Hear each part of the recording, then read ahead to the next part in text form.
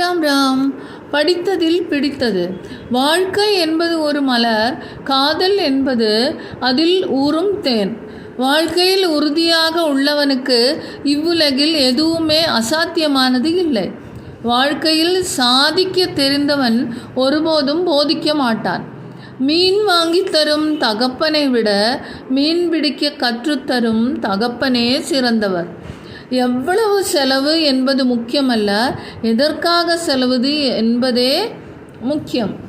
எப்பொழுதும் பயந்து கொண்டிருப்பதை விட ஒரு முறை தைரியமாக எதிர்ப்பது மேல். எப்படி வேண்டுமானாலும் சமையுங்கள், ஆனால் பரிமாறும்போது அன்போடு பரிமாறுங்கள். எண்ணம் திருந்துமானால் எல்லா திருத்தமும் ஏற்பட்டுவிடும். எண்ணங்களை செயலாக்கும் ஆற்றலே வெற்றியாக வளர்கிறது. ராம் ராம்.